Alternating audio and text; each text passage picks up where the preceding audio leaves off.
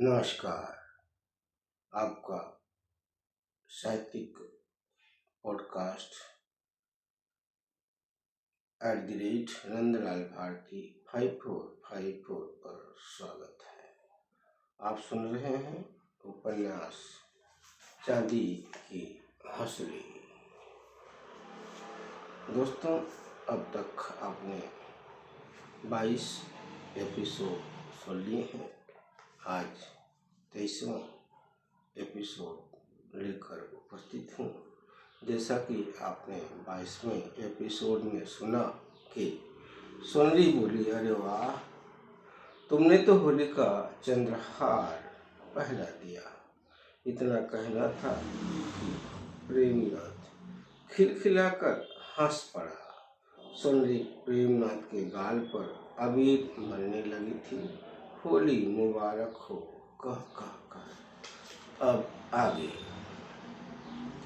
होली का खुमार अभी उतरा ही नहीं था कि पलना के रामनवमी के मेले की चहल पहल शुरू हो गई। रामनवमी के दिन माता जी के दर पर कड़ाही चढ़ाने की परंपरा थी।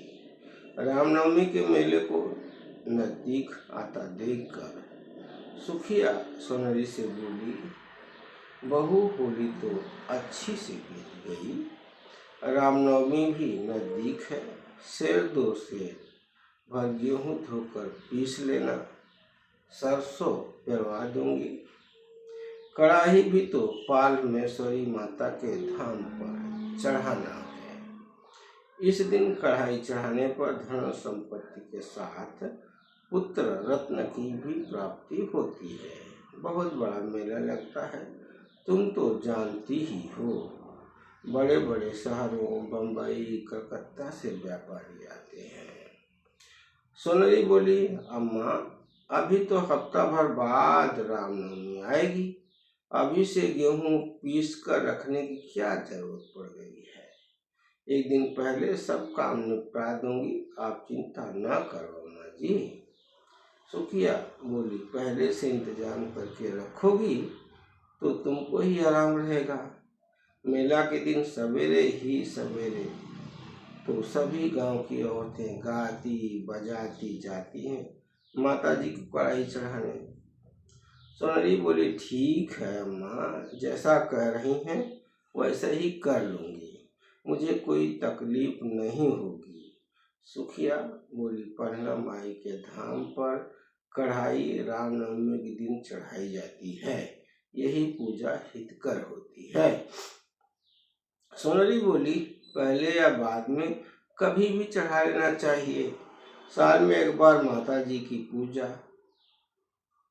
ही तो करना है, कभी भी कर लेना चाहिए। सुखिया बोली, हाँ सोनली, कह तो रही हो ठीक, पर इस दिन पुण्य अधिक मिलता है। इसी दिन तो नात ही सभी आते हैं, बाकी कहाँ किसको फुर्सत। सब अपने अपने बाल बच्चों में मगन रहते हैं।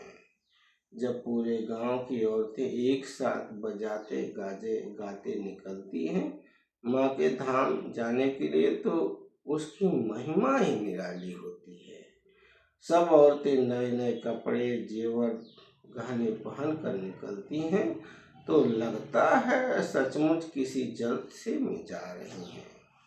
सोनली बोली, अम्मा, इसलिए तो हम लोगों को आगे पीछे कर लेना चाहिए ताकि नाथ हितों का ध्यान रखा जा सके। बेचारे नाथ हित कहाँ से आते हैं मेला देखने के लिए। हम लोग कढ़ाई चढ़ाने चले जाते हैं, दाना पानी देने के लिए हमें रामनवमी के दिन तो घर पर ही रहना चाहिए ना अम्मा। सुखिया बोली, यह परंपरा बहुत पुरानी है बहू।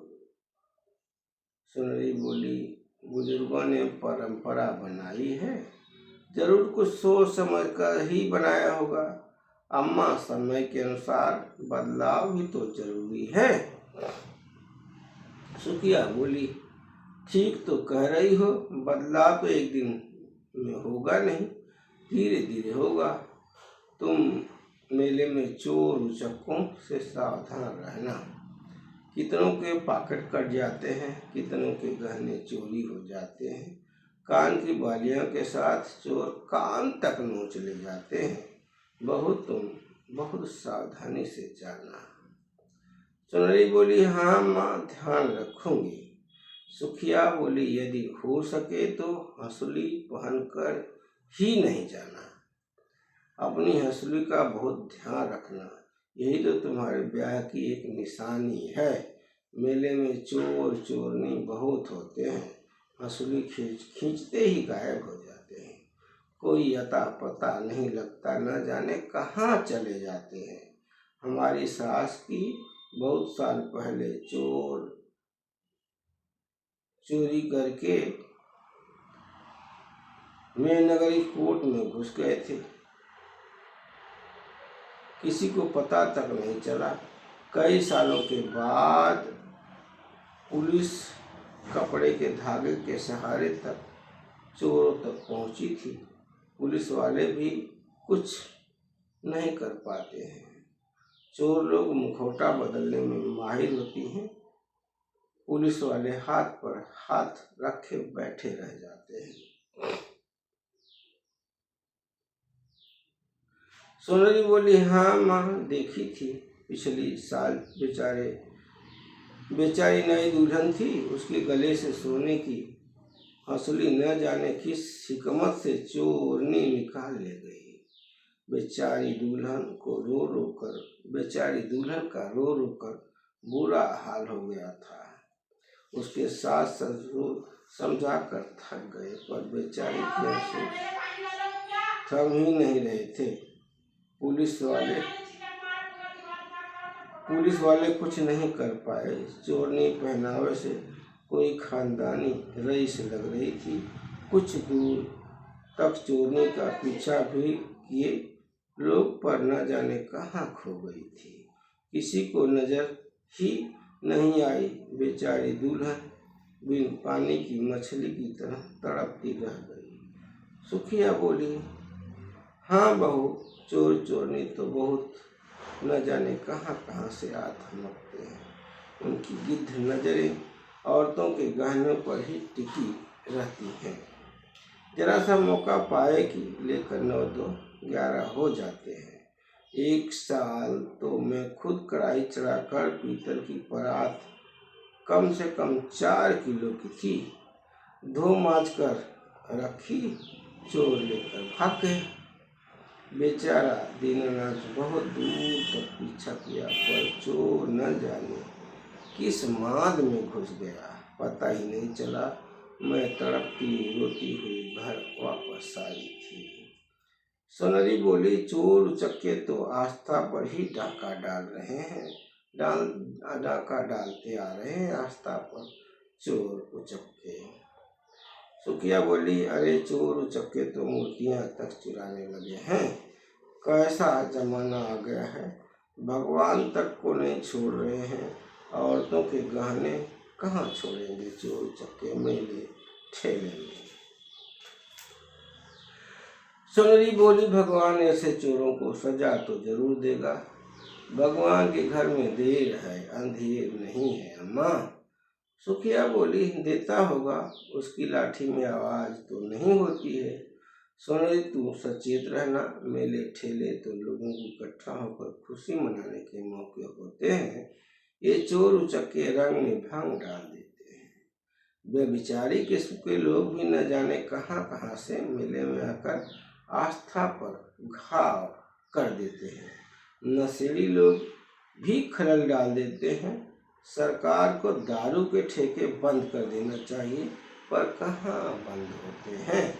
तीज त्योहार के दिन तो ठेके सजा कर रखते हैं। बहू, मेरी बात खोपे से गठिया लो, बिल्कुल बेखबर न होना अपने गहने गुड़िया से।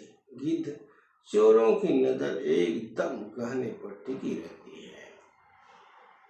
सुनरी बोली, ठीक है अम्मा।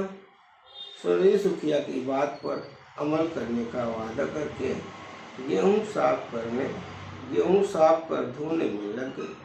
गेहूं साफ कर धोकर हाथ की चक्की से पीसी, चढ़ावे के आटे को माटी की हड़िया में रखकर कोठे पर रख आई, ताकि कोई छू न सके, क्योंकि भगवती माई को कढ़ाई चढ़ाने का आटा जो था और उसमें आस्था कूट कूट कर भरी हुई थी। रामनवमी के दिन सोनरी भोर में ही उठ गई, नहा धोकर तैयार हो गई। कढ़ाई चढ़ाने जाने का सारा सामान, आटा, तेल, गुड़, लकड़ी, पानी, आम के पत्ते, हवन सामग्री, गंगा जल, घी आदि एक टोकरी में रख ली। सोनरी को सजा संवरा देखकर प्रेमनाथ बोला, क्या बात है, आज तो सवेरे सवेरे बन ठन रही हो। सोनरी बोली, मालूम नहीं है क्या? प्रेमनाथ बोला, क्या आज है? क्या क्या आज है, मुझे मालूम नहीं है। सोनरी बोली, आस्था की हंसुली चढ़ाने जाना है। प्रेमनाथ बोला, क्यों घुमा फिरा कर कह रही हो? साफ साफ कहो, जो समझ में आ जाए मुझे, जो समझ में आ जाए मुझ जैसे को ऐसी बताओ, ऐसे बताओ कि मैं भी समझ जाऊं। सोनरी बोली, कढ़ाई चढ़ाने जाना है, तुम भी साथ चलो ना, सभी तो जा रहे हैं। प्रेमनाथ बोला, मेरा जाना जरूरी है क्या? सोनरी बोली, क्यों नहीं जरूरी है, मेले में चोर चक्के बहुत रहते हैं, औरतों के कान के बाली, गर्दन से हंसुली, नाक की झुलनी, यही नहीं बर्तन तक लेकर भाग जाते हैं। प्रेमनाथ बोला, हाँ ये तो है, तुम अपनी हंसुली का ख्याल रखना, चाहो तो घर पर ही रख कर जाना मेले में कढ़ाई चढ़ाने। सोनरी बोली, अपने ब्याह की इकलौती पहचान घर रखकर खाली गर्दन लेकर अच्छा होगा, औरतें क्या कहेंगी? वैसे मैं भी ऐसा ही सोच रही थी, तुम साथ चलो ना, अच्छा रहेगा, मुझे डर भी नहीं लगेगा। तुम साथ रहोगे तो चोर उचक्के क्या मनचले भी घबराएंगे तुमसे। सोनरी के निवेदन को प्रेमनाथ ठुकरा न सका, वह भी चल पड़ा आगे आगे। पीछे पीछे औरतें सोहर और मेलही गीत गाती चल रही थीं।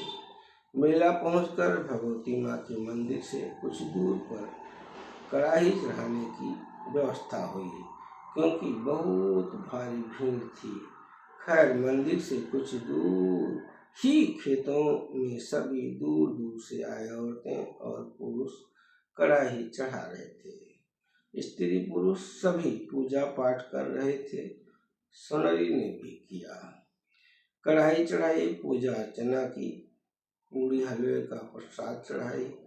इसके बाद सोनरी प्रेमनाथ से बोली, चलो मंदिर दर्शन कर मेला भी देख लेते हैं। प्रेमनाथ सोनरी को लेकर मेला देखने चल पड़ा। सोनरी कभी चूड़ी हारे की दुकान देखकर रुक जाती, कभी बतासे, जलेबी, मेहंदी, जूसैया वाली पकौड़ी, मिठाई की सजी दुकान को निहारने लगती, कभी गहनों की दुकानों को प्यासी नजर से निहारने लगती। बार बार सोनरी को दुकानों के सामने ठिठकता हुआ देखकर प्रेमनाथ बोला, अरे भाग्यवान, मेला ऐसे देखेंगे तो आज क्या कल तक नहीं देख पाओगी।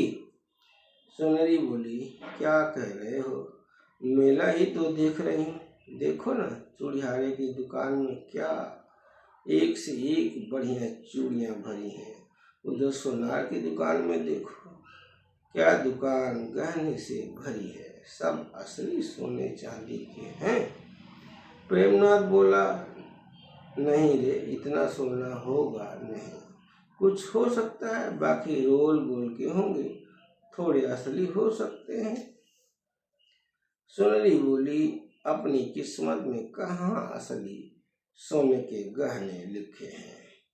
प्रेमनाथ बोला, क्यों भरी बाजार में ताने दे रही हो, दिल न छोटा करो, कहते हैं घूरे के भी दिन एक दिन बदलते हैं। एक दिन घूरे पर दिया जलता है, हम तो आदमी हैं, रात दिन मेहनत मजदूरी कर रहे हैं, अपने दिन क्यों नहीं फिरेंगे। सोनरी बोली, खैर तब की तब देखी जाएगी, चलो रोल गोल की अंगूठी ही देख लेते हैं। प्रेमनाथ बोला, चलो जरूर देख लो, इसीलिए तो मेला लगा है। सोनरी अपनी सारी इच्छाओं का दमन कर एक रोल गोल की अंगूठी खरीद ली। प्रेमनाथ 2 बीड़ा पान लगवाया, दोनों मुंह में दबाकर चल दिए। प्रेमनाथ बोला, चलो अब तो चले, परंतु सोनरी की नजर गहनों की दुकानों से हटने का नाम ही नहीं ले रही थी। प्रेमनाथ सोनरी का हाथ पकड़कर बोला, क्यों, चलना नहीं है क्या। सोनरी हड़बड़ाकर बोली, क्यों नहीं चलना है। प्रेमनाथ बोला, आगे आगे चलो। सोनरी बोली, अरे आप चलो आगे आगे, मैं पीछे पीछे आती हूँ। प्रेमनाथ आगे आगे, सोनरी पीछे पीछे चल पड़ी, पर उसकी चाहत भरी निगाहें गहनों की दुकानों पर ही टिकी हुई थी। दोस्तों, यह था उपन्यास चांदी की हंसुली का 23वां एपिसोड। आपका बहुत बहुत धन्यवाद।